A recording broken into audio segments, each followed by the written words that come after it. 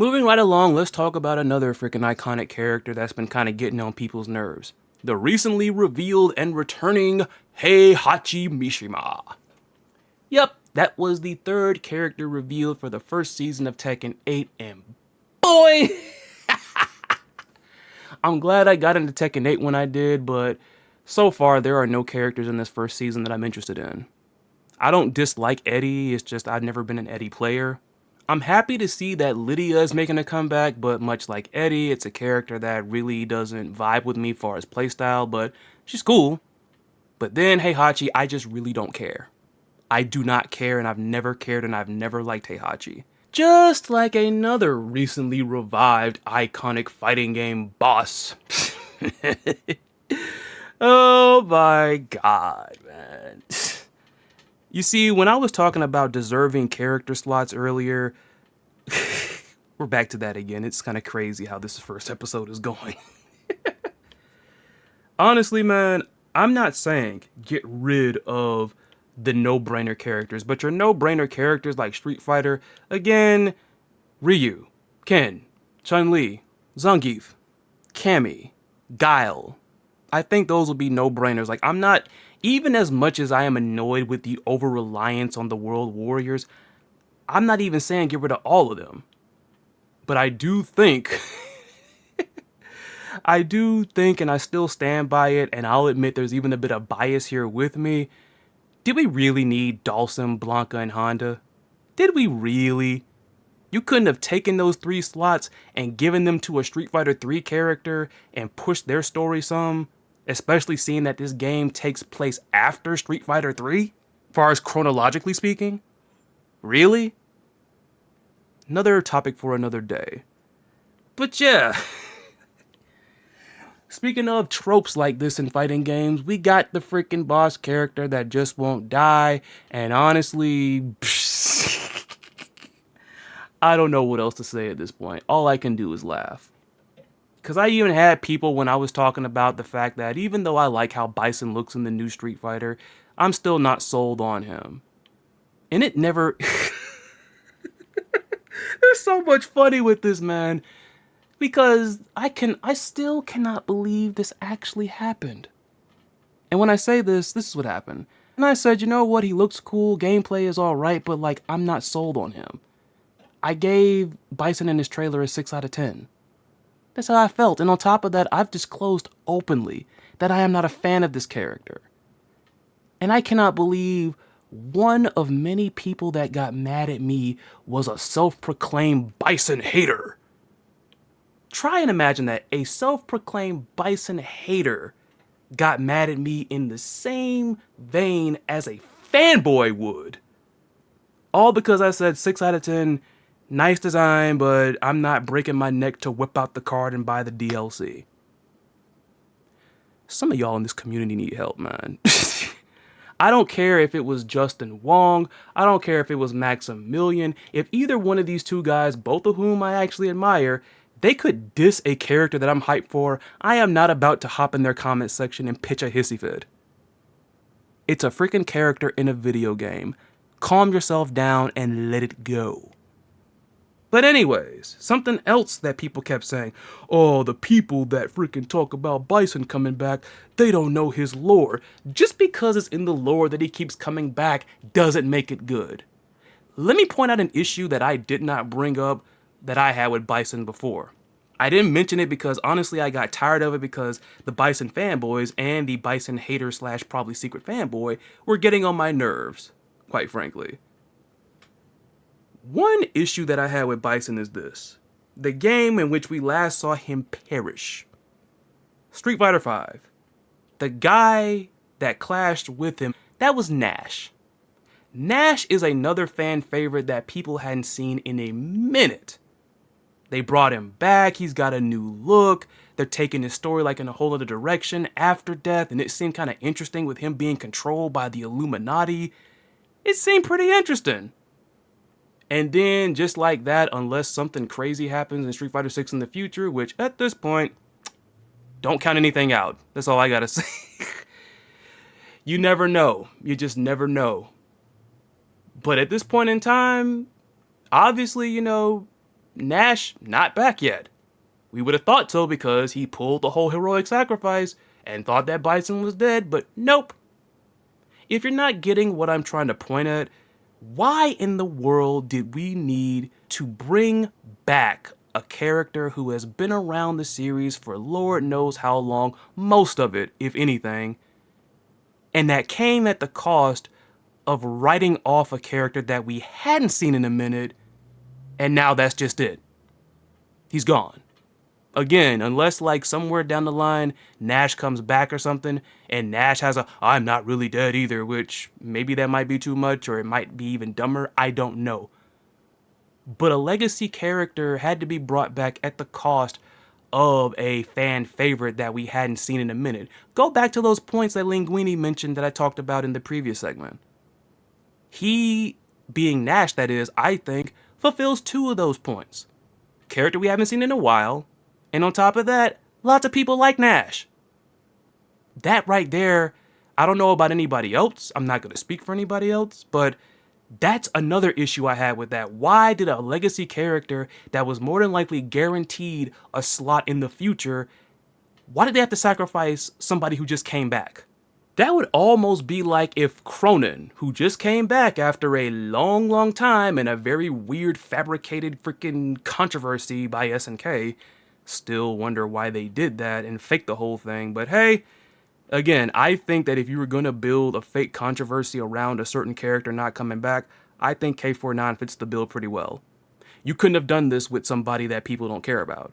But the scenario that I just drew up with what happened in terms of Charlie Nash and Bison, this would be like if Cronin was brought back for KOF 15 and then just out of nowhere SNK kills him off again to put over a character that doesn't really need it.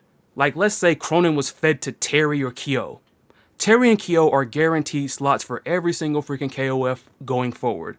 Why would you sacrifice and kill off Cronin for the sake of building people that are going to be back in future games regardless? Why? It makes no sense. And once Heihachi had been revealed to come back to Tekken 8, a lot of people were then getting into the fact that, well, fighting game stories don't mean anything. Fighting games are a joke. Fighting games are a joke. Now, I'm not really 100% behind these doomer takes, but I did make this joke, though, that nostalgia pandering, nostalgia bait, fan service, those things right there are plot armor when it comes to fighting game stories. And this freaking Heihachi mess further confirms that. But I did see one interesting idea / take / theory from somebody who, according to them, when they looked at the visuals of the Tekken 8 trailer, they think that Reina had brought Heihachi back through some type of blood magic or a blood ritual, thus also explaining why he looks younger. Now that does sound interesting in my opinion, I'm not gonna lie, but regardless, and for the record, it wasn't everybody, but there was a lot of people, even those who may be casual with Tekken, but they're aware of like the story. They saw that Heihachi reveal, and some people were like, "This is bullshit." It's nice to have like a soundboard there. I had it there the entire time and didn't put it to good use, and I had just thought about this right here would actually work. That would actually work.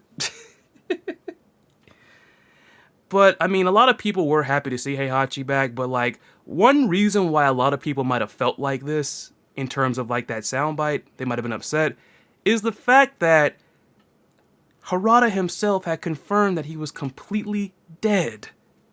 Or he claimed he was completely dead. Like, with Bison and Heihachi, just no breathing room whatsoever. No breathing room.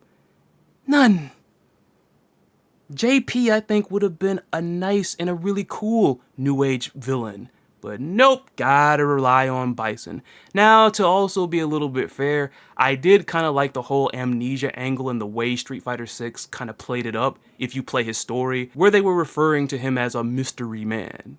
That right there I can give them some props for. That was kind of cool. But still, though. And the thing is, I have said this before. One reason, especially if you utilize these characters like this, I don't mind old school characters if you bring them back and further help them establish the newer generation. Like I said, that's why I think Rock is so popular. SNK did a good job of having him have little bits of Terry and even freaking Geese. It's like Rock had all the things that old school fans loved about Terry and Geese, but it's wrapped up in a new school character that has some coolness to him. Like, if they do stuff like that, that's cool.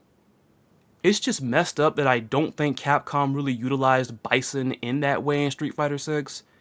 And we shall see if that is how Heihachi will be utilized come Tekken 8 when he's released. Because really, I just feel both of these characters, for the most part, are just nostalgia pandering and just them resting on icon status. And I get so sick and tired of people with that whole, they're iconic characters, they're iconic characters. If you keep leaning on these iconic characters without making them feel somewhat fresh, people are going to get bored. They're going to get bored. It's going to get boring. You might not want to believe that because you're just so into the nostalgia, but there are really people who are bored with this over-reliance on the nostalgia. This literally reminds me of that dark age where the WWE was incapable of making new stars that were not named Randy Orton and John Cena. So what do they do come Mania? Bring back The Rock, bring back Stone Cold, bring back HBK, Shawn Michaels, bring back Mick Foley, like just relying on the nostalgia every single WrestleMania at that time. That's what this slightly reminds me of. And it's so crazy seeing that some of you on my channel that are also wrestling fans, you wanna know how time flies? It's like, I just mentioned that particular era when it was pretty much John Cena over everybody else. And now John Cena is about to retire within the next coming year. Now, thankfully, they've established some new stars, but really it's just about the same, where it's like one or two people. Same thing with, like, again, it was John Cena and Randy Orton during that dark age. Now, really, it's like Roman Reigns and Cody at this point. That is what all this nostalgia pandering and this over-reliance on nostalgia makes me think about. And when they brought back those old school stars, like I said, Stone Cold, The Rock, Mick Foley, they weren't really using them to help establish the new generation at those manias. They were used as nostalgia pops. Like, you're not forwarding or progressing the series, really. Which is very funny because when that Season 2 of Street Fighter 6 was revealed, I saw somebody say something like, I hope they, talking about Capcom with Street Fighter 6, I hope we don't get any more guest characters because adding more guest characters is going to cheapen the legacy. I still stand by what I said before. These two guest characters could very well build the bridge to a CVS 3. If it does, it's worth it. Hell, it could bring more attention to Fatal Fury, which is coming out. If it does that, and Fatal Fury really makes an impact and has really good staying power for these years to come, good job.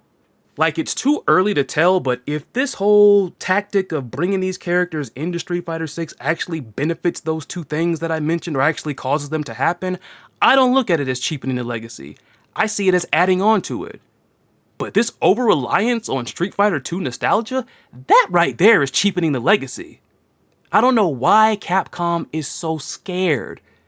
Oh my god, y'all want these Street Fighter 3 characters, but y'all forget Street Fighter 3 sucked in the beginning.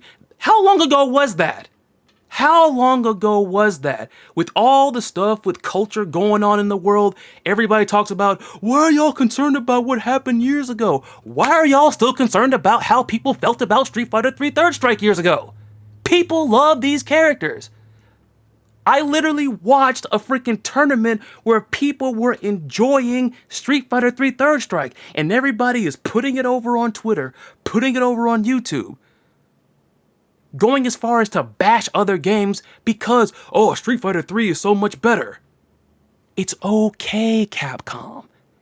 You can push some new characters. You can push an Alex. You can push a Sean. You can push, Elena's gonna be in the game, but you get it. Ibuki, even though Ibuki was in the last game, so there's that, but I don't know why Capcom is letting the phantoms of that time haunt them now. People love these characters. And it's not even the only Capcom fighting game that has gone through that. With MVC2 being freed, a lot of people are learning about how people really felt about that game when it came out. All the posts from Maximilian, That post that went viral where people were like, oh my god, people really hate MVC2's music? Really? I thought MVC2 was the greatest fighting game of all time. It even went through a phase where it was disliked in the beginning, but over time, people loved it. That is what Street Fighter 3 is right now, and they're missing out on pushing so much potential with the characters that originated around that time. You're talking about cheapening the legacy? That right there, in my opinion, is cheapening the legacy. Just saying. But yeah, like the whole Reina theory with reviving Heihachi from a blood ritual, it's an interesting idea, but again, I don't care for the character, never really liked him, so shrug, I don't know. And I've seen several people, including Rufelmonger, that think that the fourth character in this season pass is a guest character. I may have not played Tekken 7 all that much. I got into the game hella late, despite the fact I was hyped when Geese was in it. I was hyped when they brought back my favorite character in Tekken, Julia Chang, but I have enough Tekken friends, and I've seen enough discourse to know that, especially with the way Tekken 8 is structured, I don't think people want freaking guest characters in this. Like, just the way that Tekken 8 is structured with its mechanics, like when I asked some close friends of mine who really play this game to picture if Akuma or Geese were in Tekken 8, they said forget Heat, they will be hell on this game. Be like a hell rush. Hell engagers. So I don't know. I don't think freaking Tekken fans are looking forward to some guest characters or whatnot. There are some characters that are not in the game yet that I'm pretty sure people want to see. Like Anna Williams is one I hear about. For me, it's Julia Chang. They could put in a freaking guest character that I'm a sucker for, and I'm still gonna want my Julia. But we shall see. We shall see. Hey everybody, it's Chris Lotus from the future. This particular segment right here, as you can probably tell by that intro, is exclusive to just this video, which is an excerpt from the podcast episode I just recorded. I had this here because I did the whole thing in one take, and unfortunately I missed out on another point I wanted to make when it came to this particular segment, because I know some people are probably wondering, well, what do you recommend they do? They're iconic characters, it wouldn't be those games without them, and you say this whole death thing is a problem. Quite frankly, I only really have one answer to this. There might be some others, but all I can say is this. If the devs, creative, whoever has the final say on what characters are playable in these games, if you agree with the sentiment that it wouldn't be these games without these characters and they're too iconic to keep dead for long, don't write death angles. Don't kill them off, just don't do it. If y'all know that you don't have any real plans past the death angle or whatever, or if you know for a fact that you're looking to bring that character back despite the fact you wrote a death angle, don't do it. If you don't have any plans, just don't do it. That's basically it. And that honestly goes for any other character that is looked at in this type of light. Just don't do it.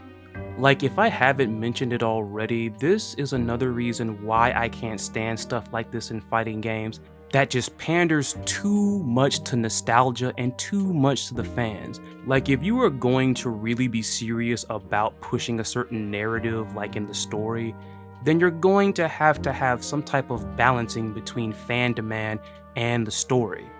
I can't say for certain if Capcom themselves want to move past Bison, but at this point in time, it seems like they're willing to just bow down to the fans and just bring them back anyways. Don't write death angles. I don't care about this whole thing because people keep talking about, you don't know the lore, or anybody criticizing Bison's comeback doesn't know the lore. Just because the lore is there doesn't make it any less mundane or dumb. Because what exactly was the benefit of Bison dying?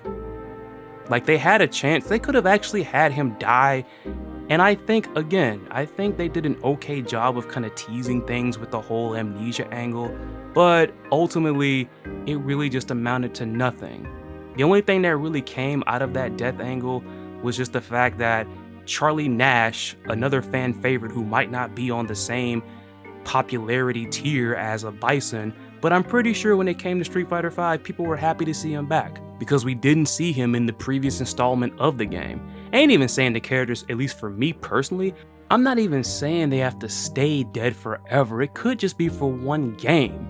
SNK did that when Ash died. He was down for a game and then they brought him back. They even introduced a plot device, in this case Verse, where it made sense because Verse was an amalgamation of all of the souls of past warriors that are dead, and then once Verse was defeated, they all came back.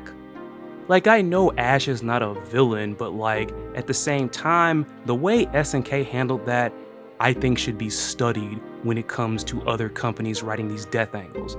He was down for one game and then they actually waited to do something worthwhile to bring him back. And at least for me, another reason why Ash's death was special is because with every single arc that KOF had, they just shifted to another protagonist in another arc. Like, of course, we still had K-Dash and we still had Kyo in KOF 14, but having Ash pretty much be dead for at least a game, it actually helped make way for the new protagonist, that being Shun'ei. And even in bringing Ash back, even though of course the Ash team is another one of the 4 key teams in the KOF 15 story, Ash and his team never really overshadowed the protagonist, at least in terms of like story presentation. Yeah, I'm sure Ash is more popular with the fans than Shun'ei, but still, he didn't overshadow the protagonist, at least in my opinion. As a matter of fact, the 4 key teams in the KOF 15 storyline, though we see like the same segment just with, of course, different characters and different dialogue, everybody was more like different pieces of a puzzle coming together. That's what that felt like. Like, I'm not gonna talk too much about Heihachi's comeback in Tekken because again, I don't have the details and no one else seems to have all the details. They could actually pull off something pretty clever. I do think that theory that I mentioned earlier about Reina bringing him back through like a blood ritual, that does sound kinda interesting, but at the same time, it's like, what is the payoff gonna be? But like I said, I can't speak too much on that because he's not out yet. With Bison, again, credit for trying something with this whole amnesia angle, but it's ultimately ending up just like another chapter in business as usual, just in my opinion. Like, again, like some people have said, Neo Shadaloo is right there. Why not push the new generation? But it's kind of funny I said that because once again, I feel like the words new generation petrify Capcom. Even though nowadays, and especially seeing all the hype and all the people talking about Street Fighter 3 Third Strike at EVO, Capcom is still living in the time after Street Fighter Third Strike, where it was negatively received. Again, man, Capcom, it's okay. We're in a new time. We're in a new time where people love Street Fighter 3. People love Street Fighter 3 characters. A lot of people miss these characters. It's okay. I'm not saying it has to be a whole bunch of Street Fighter 3 characters. But it's like, again, I'm happy to see Elena's coming back, but that's all you got? I know somebody is probably going to blame that on the guest characters in this season, but on one hand, I'm pretty sure Capcom wanted to strike while the iron was hot. We got this new Fatal Fury on the way, so what better time to push it than now? But on the other hand, again, Bison is right there. Do we really need him right now? We even saw one person recommend that they provide clarifications about certain DLC characters' canonicity, because sure, of course, you could have it to where not every DLC character has to be canon, and thus perhaps it's kind of a compromise where people that love certain iconic characters get them back and they're happy, and then it also doesn't really mess up the storyline all that much.